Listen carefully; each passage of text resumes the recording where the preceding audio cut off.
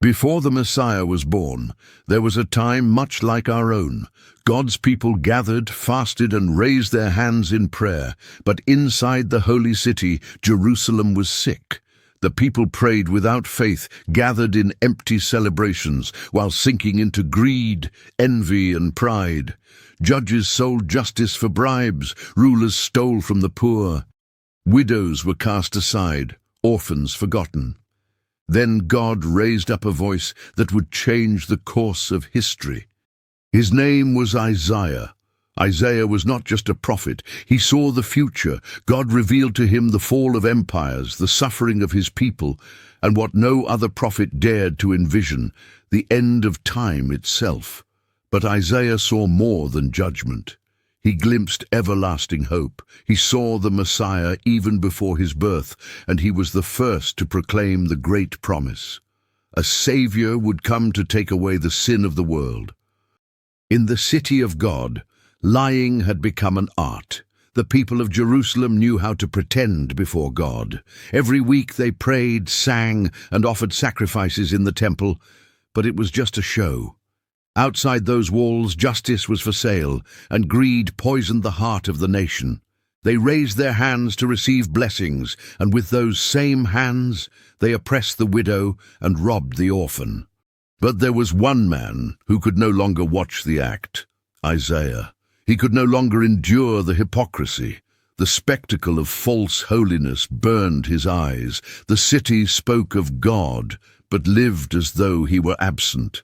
Then God's voice broke through into his soul, piercing him completely and revealing a shocking vision. First he saw betrayal in its purest form, a father abandoned by his own children, and God's voice, heavy with anger and grief, burst forth through him. "Hear me, you heavens!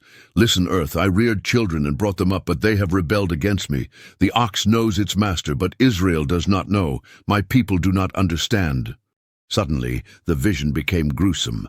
The entire nation lay before him like a dying body discarded upon a battlefield. Not a single inch remained untouched, a mass of open, festering wounds, of bruises and infected sores that no one bothered to heal. The entire nation was rotting away, and the root of the plague lay deep in its heart. Jerusalem. God's voice rang out once more through him. "The city I once called faithful is now a den of murderers. Your leaders love bribes far more than justice. No one defends the orphan or speaks up for the widow, and yet you dare to come into my temple to celebrate. I'm tired of your meaningless offerings. When you raise your hands to pray, I turn my face away. You can shout until your voice fades away. I will not listen. Those hands drip with the innocent blood you've spilled." The silence afterward was total. A chill ran through the gathered crowd. God had rejected everything they thought they were offering him. Yet amid this warning came one last chance, a faint but clear glimmer of hope. "Wash yourselves clean. Give up evil deeds. Do what is right. Fight for justice. Protect the orphan. Care for the widow. And come, let's reason together. Though your sins are scarlet red, I will make them as white as snow." The promise was clear. If they obeyed, Judah would be restored, but if they refused, the fire of judgment would come and Jerusalem would be purified. And then Isaiah saw the light. God showed him a future so glorious it seemed impossible. A towering, radiant mountain rose above Jerusalem, and the nations began to gather. Men and women from across the globe climbed the mountain, saying, "Come, let's go up to the house of God. He will teach us his ways, and we will learn to live in truth." Wars vanished, and people no longer trained for killing, but for harvesting and living in peace. It was a vision of God's kingdom, the world transformed by divine justice. But that was not Israel's reality. Isaiah looked again at his own people and saw a nation full of hypocrites who believed themselves untouchable, shielded by their feared king, Uzziah. Uzziah had sat on Judah's throne for more than 50 years, from around 783 to 742 BC. Under his rule, Jerusalem's walls rose higher, the armies grew stronger, and Judah's name commanded respect from neighboring nations like Philistia and Edom. Yet what appeared as lasting blessing soon turned into tragedy, because with power came pride, and one day, driven by the arrogance of a hardened heart, Uzziah decided to cross a sacred boundary. He entered the temple of the Lord not to pray, but to perform an act reserved exclusively for priests, offering incense on the sacred altar. Alarmed, the priests confronted him and pleaded that he stop, reminding him who he was and who he was not. But Uzziah refused to listen. Furious, he lashed out, and at that precise moment, God stepped in. Suddenly, before the eyes of everyone present, a white spot appeared on his forehead, leprosy. The judgment of God came not as a loud voice, nor as an earthquake, but as an indelible mark on his flesh. In an instant the mighty king became an unclean man, and the priests hurried him out of the temple. King Uzziah fled in terror, and from that day forward he lived isolated. The king who once built fortresses now dwelled alone as a leper. His son Jotham took over the kingdom, governing in his stead, while his father slowly wasted away in lonely punishment.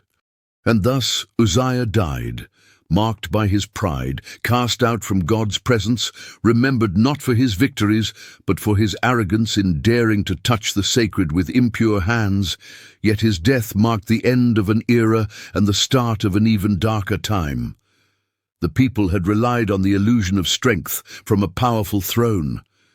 But the king's death exposed what no one wished to acknowledge. The entire nation was in crisis. The people drifted further and further from God. The temples grew crowded with hypocrites, and greed had overtaken justice. But then Isaiah entered the temple, and he saw what no king had ever seen. Suddenly the heavens opened before him, and his eyes beheld a throne not of this world.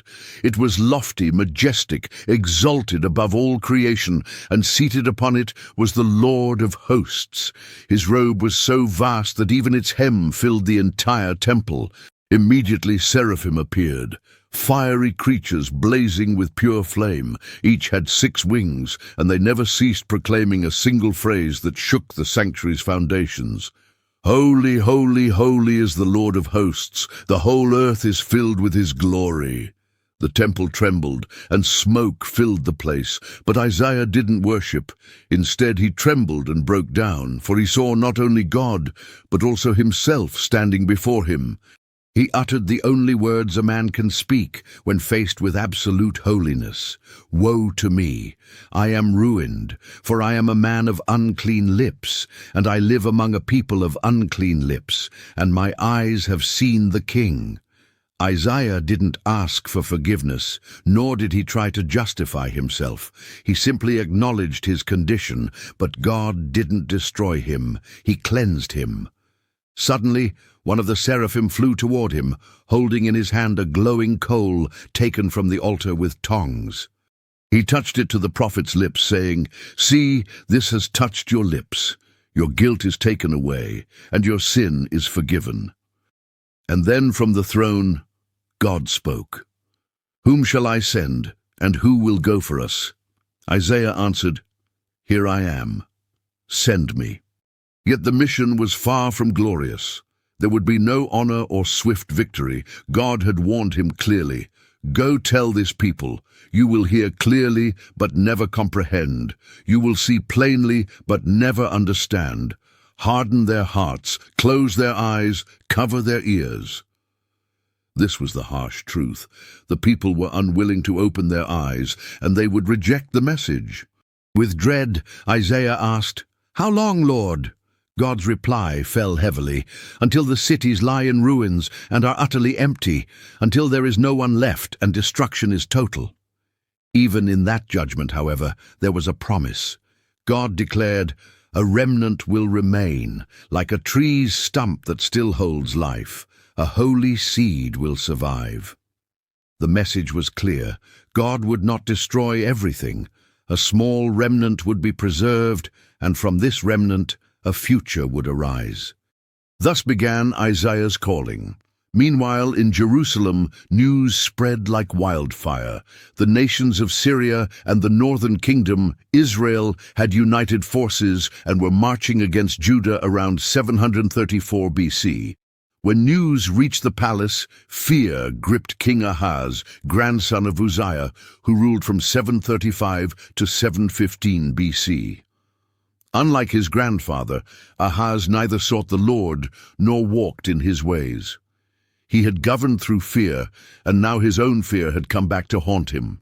Desperately, Ahaz rushed to seek help from Assyria, the brutal empire from the north, known for its iron-fisted conquests and massive armies equipped with chariots and siege engines. He placed his trust in the protection of armies rather than having faith in the Lord. Then the Lord sent Isaiah. The prophet went out to meet the king exactly where he stood, inspecting the city's aqueduct, a vital engineering feat of the time, channeling water from the Gihon spring to fortify Jerusalem against siege. Ahaz wasn't alone. Beside him stood his son, Shear Jashub, whose name was itself a living prophecy. A remnant will return. And there, before the trembling king, Isaiah spoke boldly. Stand firm. Do not fear. These two enemy kings are nothing more than smouldering embers. They have plotted evil against you, but their plans will not succeed. If you do not trust, you will not stand. It was a clear warning. If Ahaz refused to place his trust in God, his kingdom would fall. And because God knew Ahaz's faith was weak, he graciously offered him something extraordinary. Ask for whatever sign you wish. Nothing is too great. The Lord was willing to give him any sign in heaven or on earth. But Ahaz, cloaking his unbelief in false reverence, rejected the offer. I will not ask. I will not put the Lord to the test. Isaiah was furious. He saw clearly that the king was driven not by humility, but hypocrisy. Isn't it enough that you test the patience of men? Must you also test God's patience? Yet God didn't pause. Even if the king shut his ears, God would still speak, and he did, offering a prophecy that would alter history itself. Isaiah spoke boldly. Hear this, house of David. The Lord himself will give you a sign. Look, the virgin will conceive. She will bear a son and call him Emmanuel, God with us. That was the prophecy. Not a mighty warrior, but a child. A breaking point in history that would bring salvation amidst judgment, light amidst darkness, and life to a dying nation. This child would be the living sign that God had not abandoned humanity nor forgotten his people. But Isaiah foresaw that before this child grew old enough to distinguish right from wrong, two kingdoms would fall, Syria and the northern kingdom, Israel. Isaiah prophesied precisely. Damascus would be devastated, Samaria destroyed, and the northern territory erased under Assyria's brutality. And so it came to pass. The prophecy was fulfilled exactly just as Isaiah had foretold by 732 BC. Both enemies vanished beneath the cruel power of the Assyrian Empire. The Israelites, chained and humbled, were carried off into exile. The children of Israel were scattered throughout the lands of Assyria, and the identity of the northern kingdom faded away, marking the start of the lost tribes legend that echoed through Jewish history. Yet the sword that fell upon their enemies would also fall upon Judah, for King Ahaz's sin was more than cowardice, it was betrayal. He trusted Assyria more than he trusted God, and Assyria, like an overflowing river, would not cease its conquest. The river of Assyria will rise, overflow, and reach even up to your neck, Judah. It will sweep through your holy land, destroying everything in its path. Isaiah saw clearly. The judgment was sealed, and soon what seemed like protection would become a crushing oppression, all because they had forsaken the Lord. But darkness would not have the final word. For Isaiah continued proclaiming the Messiah in timeless words. The people walking in darkness have seen a great light.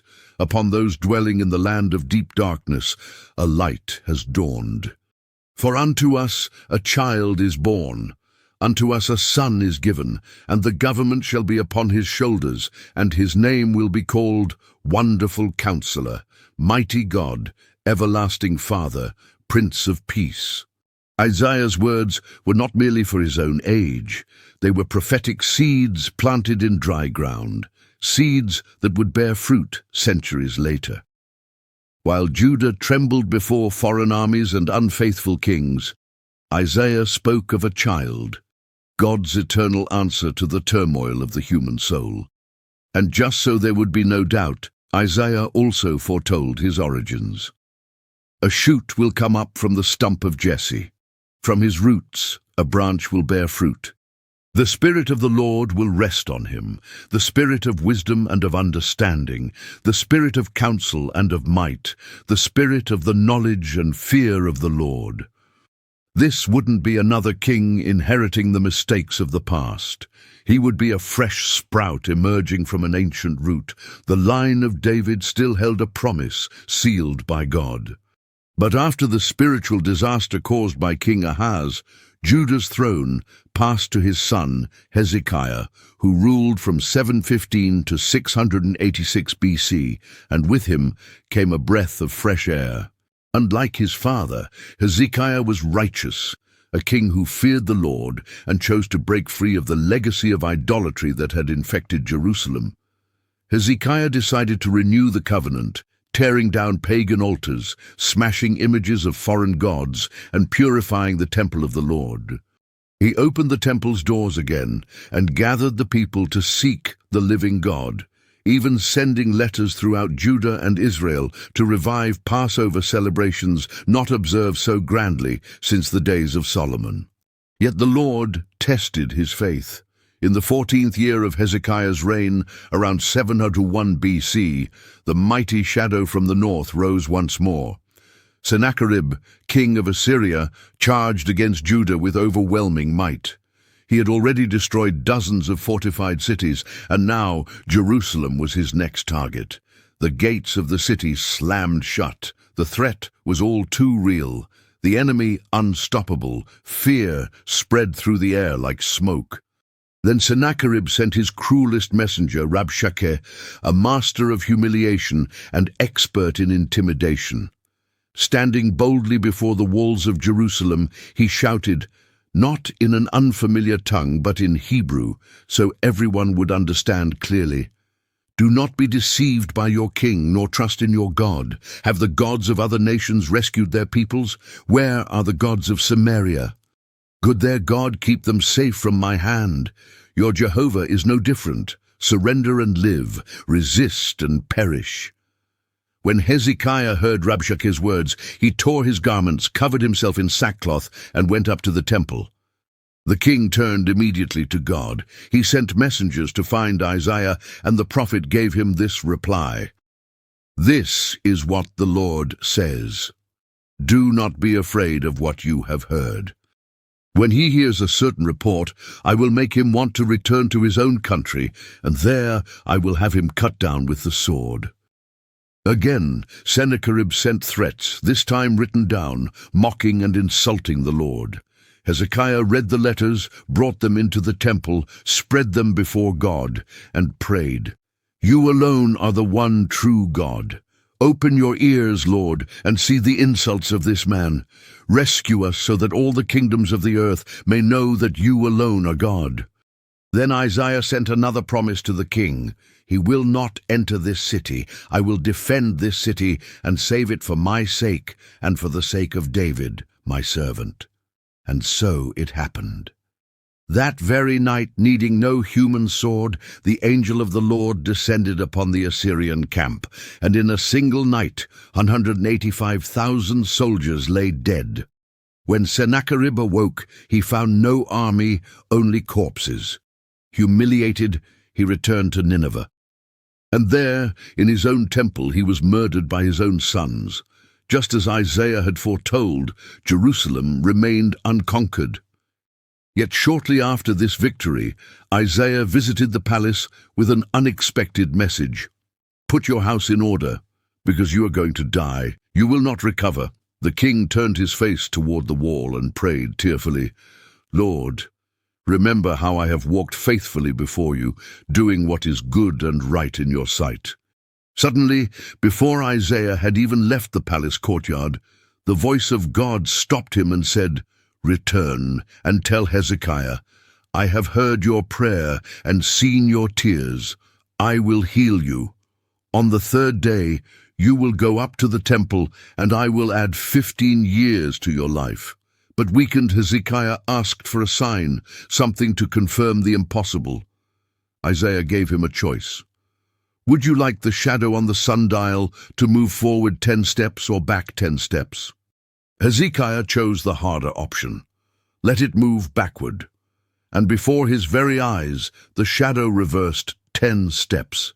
Time itself turned back at heaven's command. Then Isaiah asked for a paste of figs. They applied it to the king's wound, and Hezekiah recovered.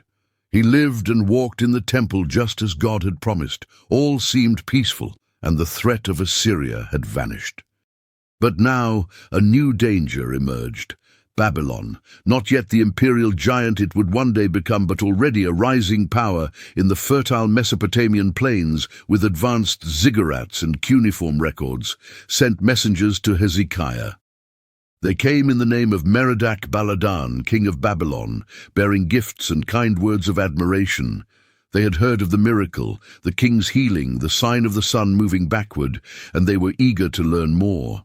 Flattered, Hezekiah welcomed them warmly, yet he made a grave mistake.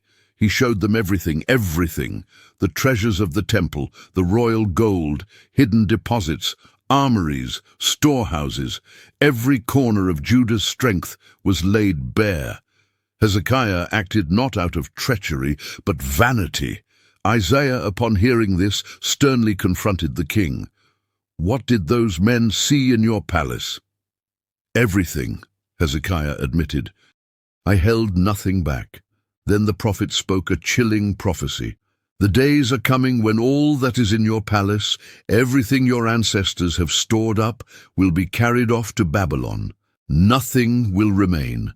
Even your own descendants will be taken captive, made eunuchs to serve in the palace of Babylon's king." Hezekiah, in a response that revealed both resignation and selfishness, simply said, "The word of the Lord is good, as long as there is peace and security in my lifetime." He didn't ask for mercy. He simply accepted because he knew judgment wouldn't come during his lifetime. But the prophecy was sealed. And with these words, Isaiah opened the door to one of the most devastating judgments in the history of Israel, the Babylonian exile. Isaiah saw it long before anyone else. He saw the holy city emptied out, the temple reduced to rubble, and the people chained and marched away toward distant lands. Judah will be torn from its land. She will lose her king, her temple, her very identity, and Jerusalem will be stripped bare. It was a prophecy not fulfilled in his own lifetime, but many years later, and when it came, every single word was proven true. In the year 597 BC, Nebuchadnezzar would invade Jerusalem. The city would be besieged, defiled, and destroyed. The temple burned to ashes.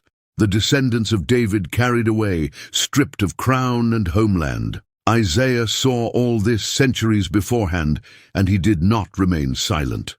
Although judgment appeared inevitable, its purpose was always greater: to awaken hearts, revive the covenant, and remind the people that God never abandons them, not even in exile, because even in Babylon a promise would remain, and from the ashes a new beginning would rise. After so many chapters of judgment, destruction, and exile foretold, Isaiah raised his voice with something no one expected.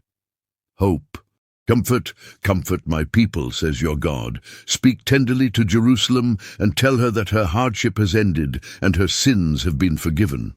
This message wasn't for the powerful, but for the broken, for those who had lost their homes, their temple, and their very identity. Isaiah spoke to the future, to a generation exiled in Babylon. He spoke to a people who feared God had forgotten them.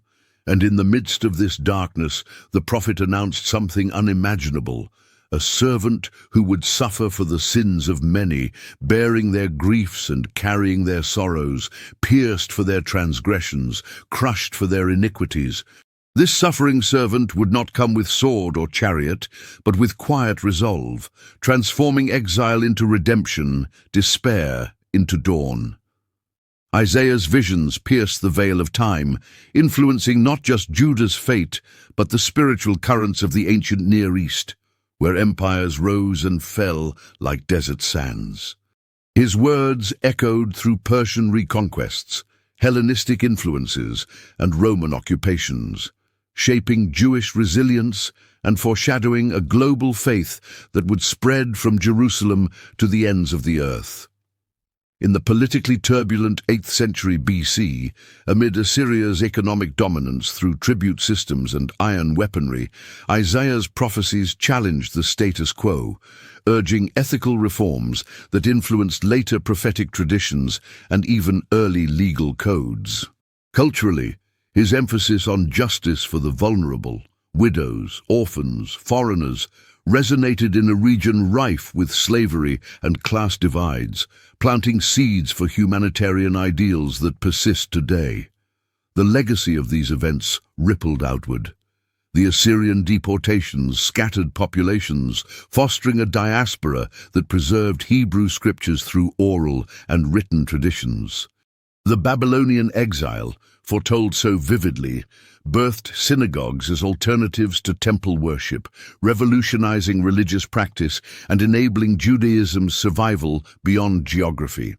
Globally, Isaiah's messianic hope transcended borders, inspiring Zoroastrian parallels in Persia, philosophical inquiries in Greece, and ultimately Christian theology that viewed Jesus as the fulfillment of Emmanuel.